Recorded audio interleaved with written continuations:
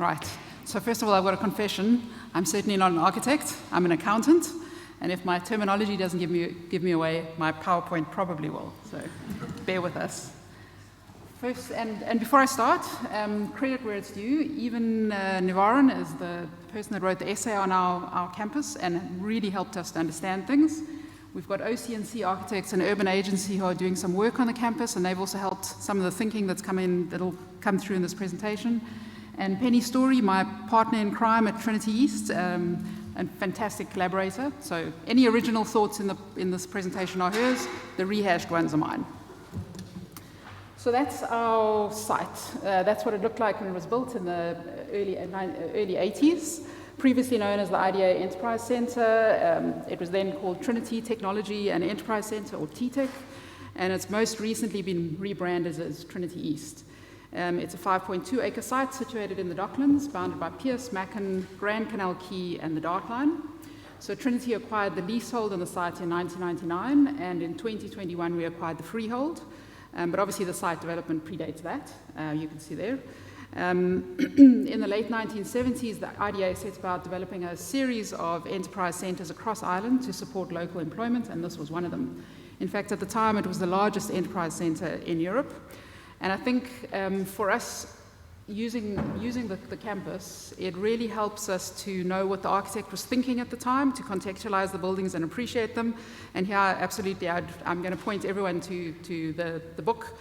Please read the book and you can understand more. I've only got 10 minutes, so I don't have enough time to go through it all. But the architects were Barry and Associates, and the architecture was really a concerted effort to design this very industrial complex in a way that people could feel comfortable living alongside while still creating a very functional set of spaces for what they intended at the time. However, that's the site now, and as you can see, the Docklands in the last 40 years has changed all the way around it.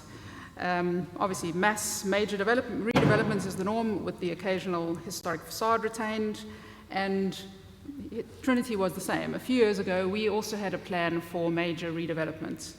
And the natural path for this redevelopment would have been reflecting that mass density of the surrounding developments. So this was just a schematic that it could have looked like this if we'd carried on. It would mean razing everything on the campus with the exception of the tower, the design tower, which is a protected structure. But this didn't happen. The project was premised on government funding, which didn't come through. Government priorities in the most recent National Development Plan were health and housing, not innovation districts. So this prompted a radical rethink from our side. So what did we do? That's just a few pictures of what the campus does actually look like now. Trinity went through an extended period of strategizing, reimagining, and solution searching. We also were very fortunate at the time. We had a new provost. She was new into her role at Trinity, and she was elected on a climate-first mandate.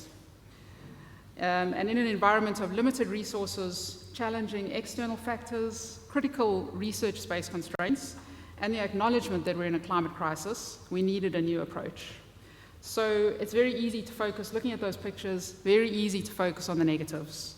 We have unfashionable red brick. We've got a very austere relationship to the street. We've got high walls, small windows, and often what that means is that we fail to see all the details. Once again, please read the book because these are all in that book. We fail to see the small details that were added in, and we fail to recognize the care and thought that went into the design. The previous redevelopment plan treated the existing structures as liabilities to be removed. So everything on the campus was treated as a liability. Even the academics, there are some academics already working on the campus, with their highly valuable research, would need to be rehomed, possibly temporarily, possibly brought back after the redevelopment. And there was a cost to everything, a cost to clear the site, a cost to move academics, a cost to decant tenants. Everything on the site was a potential liability. So our new approach turns us on its head. Everything on the site is seen as an asset. So instead of people that need to be rehoused, we have a population which exists on the site. Instead of buildings to be razed, we have an optimal floor plan to be repurposed. We rediscovered that we already have a critical mass of researchers, cultural practitioners, community users, and entrepreneurs who use the buildings even as they are in their current state. And we the plan is now, the ambition now is to build on this population, to add to it, to increase it, to love the buildings which are there, and to develop in a sustainable, climate-friendly manner. It's a mindset which hasn't been the easiest to communicate to shareholders, to stakeholders. It's still ongoing. We are still addressing the queries as to why the €1 billion project is not going ahead. And my favorite is, no, really, when is it going ahead? It's like, no, it's not happening. So we also have a campus which is currently very low density, so we do need to address that. We obviously have a city centre site, and from an environmental point of view, low density is perhaps not ideal. Also at the moment, as you can see, the campus is not terribly attractive to users, despite the large number who've used it. Some of the previous speakers have alluded to this, but if you can imagine that this was all going to be razed, there was a lack of maintenance, a lack of care, why would you maintain a building or a set of buildings which are going to be demolished? So what can we do while still remaining true to our sustainability principles? So once again, I've only got a few minutes, but we've developed a whole project plan. We've got 5 principles that we're trying to implement on the campus.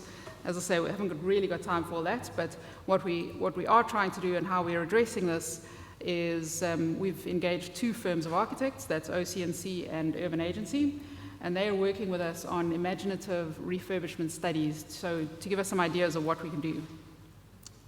And what they have confirmed for us, I think we knew this, but it's always good for external confirmation, is that we have possibly the best buildings that we could hope for. They were incredibly well designed for future flexibility and functionality. They've got high floor-to-ceiling heights, large floor plates with very few columns, very robustly built. Even though they've got small, narrow windows, which are perhaps not ideal, there are lintels across the windows, so we could easily increase the size of the openings with minimal cost or effort. And if we think about all the talk now that's been spoken about designing for future flexibility, the fact that this is 40 years old and it is so incredibly flexible really does talk to us. We do need to improve the energy efficiency and comfort levels of the building. Universal access is very poor across the site, and we've also got the asbestos issue. But basically, we've got very robust buildings to start off with. So this is just a little floor plan of a corner of the site, and just one of the things which has been picked up by both sets of architects. The little red, if you see the little red squares, those are the link buildings which currently hold staircases and things like that to get up to the top floor. And those comprise 6% of the site. Just by rebuilding those link buildings, we can already start to address a lot of the shortcomings in the buildings. So we can address universal access, we can put in lifts, we can open up more access points to the street to improve permeability. We can obviously include any M&E that we need if we, depending how far down that road we want to go. So, as I say, and that's without touching the main functional spaces of the units, which are very usable. So, and also what the architects have said to us is that this almost ideal ratio exists of inside space to outside space, just using the existing floor plan. As I say, the space, if you walk around it now, it's not the most pleasant space to be, but the potential is there. So where does that leave us right now? So there are a few things that are happening on the campus. This one you might be aware of. It's called Portal. It's on the Grand Canal Quay side. It's the refurbishment of 2 warehouse buildings. Major refurbishment. I think there's always a continuum between sort of a lick of paint and major building works, and we're sort of further down that continuum. But that's going to be opening in a couple of years, and I think it will start the interaction between the street and the campus. We'd like that to be much more open, and with that we've taken away the car park, which has been fantastically popular with people that use the campus, but we're going to replace it with a front square, which you can see pretty much as it is, and a back square, which is going to probably be focusing on a sort of a big external art space. So we're quite excited about that. We've also got work in progress, nothing fixed yet, but we've got some aspirational sort of images from Urban Agency. We love seeing the big ideas. Another one from OCNC. You can see that all the architects talk about sort of building up a bit, but generally greening the site, making it more pleasant, all those sort of things which we certainly need to address. I think one could also say that, it's more, so let me just leave this to you. I think more by accident than by design that we've been forced to see these buildings as assets. But this does change our whole approach to them. Changing that mindset hasn't been easy, and certainly, as I say, we still get the questions. We're still very much in ideation phase about what this means. We haven't got firm plans. We're doing the studies with the architects, and we'll see how this influences our plans. It's already started to change how we think about the buildings, what we want to do with them, what's the future ambitions. But what we would like to see is we'd like to obviously improve the user experience in general, and that's not just the people that live or work on the campus, because there should be accommodation in the longer term, but it's also the local residents in the area who would like to see more of them on the campus. We'd like to create attractive pedestrianised green spaces. We'd like to densify sensitively. How do we do that pragmatically? We obviously also would like to include accommodation in a big multi-use campus, and we're also aiming, as I say, this is where the thinking with the architects has been helpful for us. We are aiming for a design language which more accurately reflects the activities within the buildings. So the buildings are the project's going to be a lengthy, phased project, and if we have this design language, even if we have different interventions over a number of years with different architects, we're hoping that with the design language that has been agreed, we can maintain some sort of consistency. So we'll see how far we get with that. Then the other thing is this function versus fashion. So I think this has also been an interesting one for us to sort of tussle with. When the €1 billion campus was going to be built, it was the big shiny thing. Very glad we didn't. We don't have the carbon budget to support that. But and I think lots of people have been talking about this today already, but often the objections were not because the buildings aren't functional. We know they are. We've done the work now, and the buildings are perfectly functional for what we want to use them for. But they're maybe not the fashionable look. They haven't got that big, shiny thing. So why are we objecting to them? Are we objecting because of function or because of fashion? And so I think that was quite an important one for us to sort of get our heads around. And then I think lastly is just this, the value of thoughtful architecture. I'm sure, there's so many architects in the room here. I don't think I'm now preaching to the converted. But what it shows for us is just that thoughtful architecture is worth its weight in gold. I mean, the buildings might fall into misuse as they have. The materials might become unfashionable. But the bones of the buildings, the floor plans, the thought that went into their different designs, and that building in that flexibility, these buildings are massively valuable to us. They're proper assets for us.